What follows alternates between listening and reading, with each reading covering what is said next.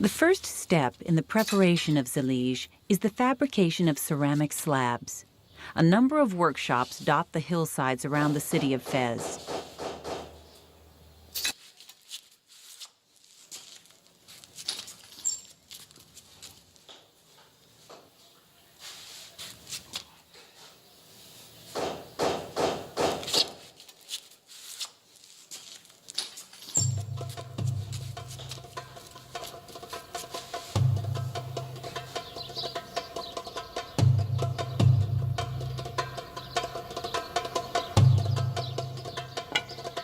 Traditional methods are still practiced here. The slabs are prepared by hand with clay extracted from the surrounding area. Only the enamel is imported.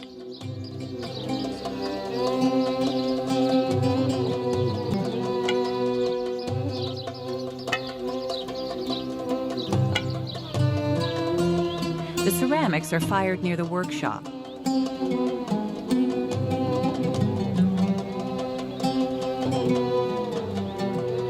The fuel used is made from olive press waste, pits and olive pulp.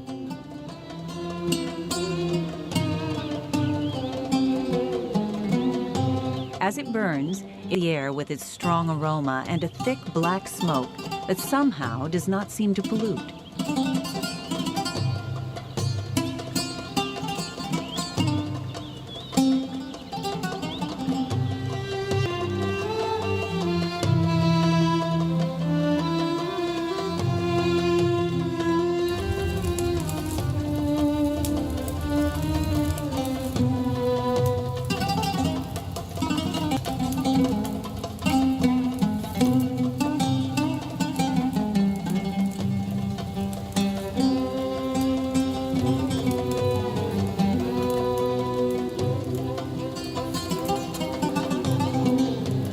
After they are baked, the ceramic tiles are sent to the different Zellige workshops.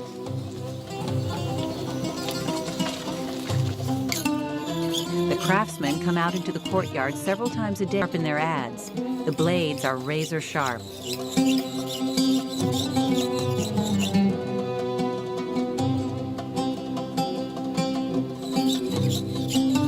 The Zellige workshop is equipped with where an ironsmith continuously fashions new tools.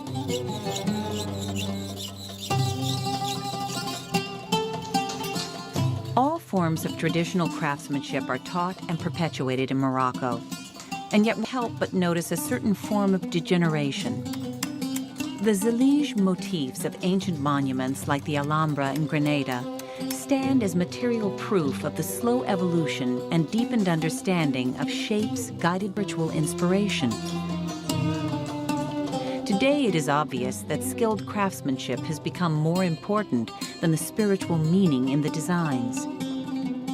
The pieces have become minuscule, and although good workmanship, they remain rudimentary in structure.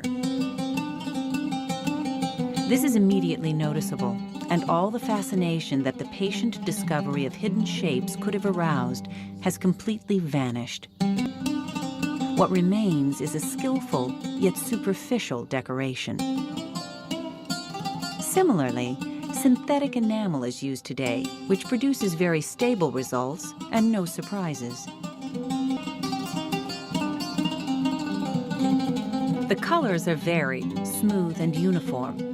Long gone are the days of the irregularities in old ceramics and the unevenness of natural pigments.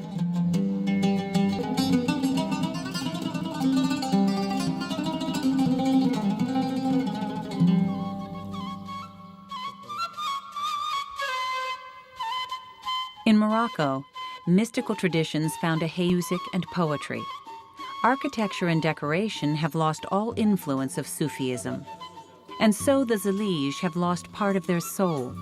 They have become purely decorative features, works of pure technical skill.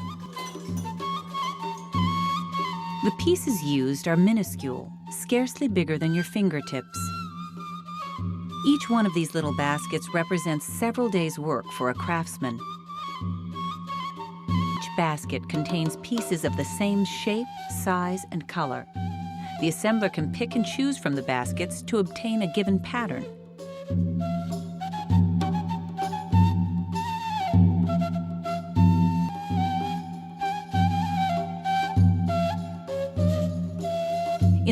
early tradition of Muslim mystics, only a limited number of colors were used, and always with symbolic meaning.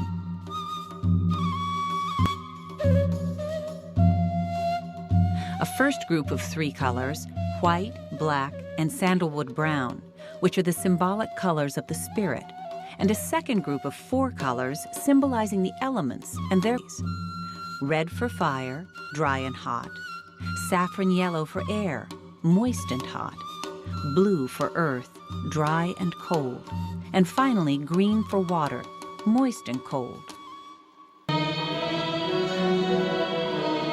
There are a great many different patterns, ranging from the simplest to the most complex, and these patterns are found in the traditional palaces and mosques of Fez.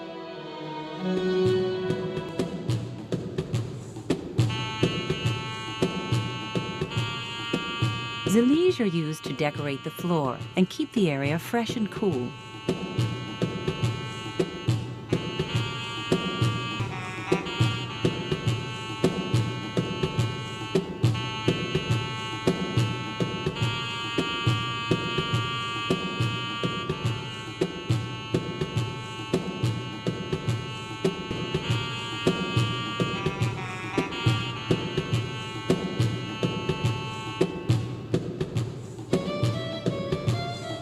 The gaze willingly drifts away, exploring the lines, shapes, and surface.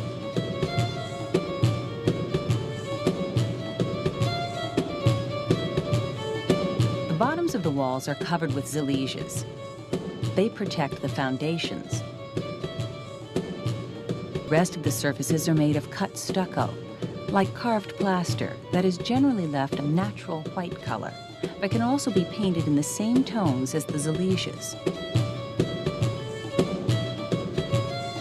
The graphics of some of these Zellige are extremely complicated and evoke initiatory paths. They are graphic games as much as mind games. The illusions were limited to a formal chromatic language in that they used the symbolic colors of Islam: green, blue, saffron, white, black, and also a deep brown. Each color holds some meaning.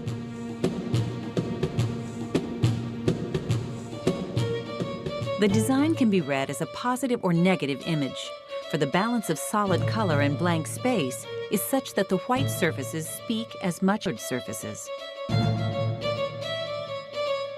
Often, verses of the Quran are also engraved in long, curving calligraphy, a fluidity that contrasts with the straight lines of the stucco and zilliges.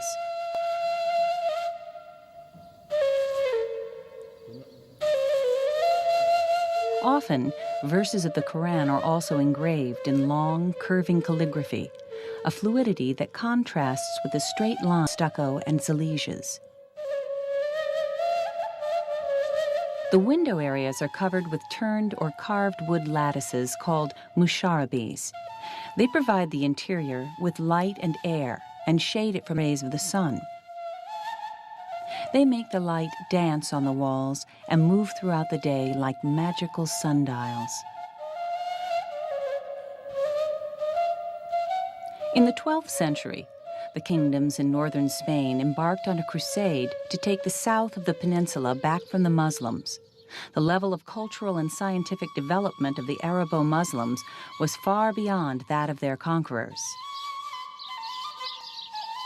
The application of the Arabo-Muslim style in the newly conquered territories was referred to as Mozarabic. Around 1330, Peter the Cruel had a magnificent palace built by Muslims on the site of an Arabic palace in Seville. This refined architecture is indistinguishable from that of the Arabic palaces of the time.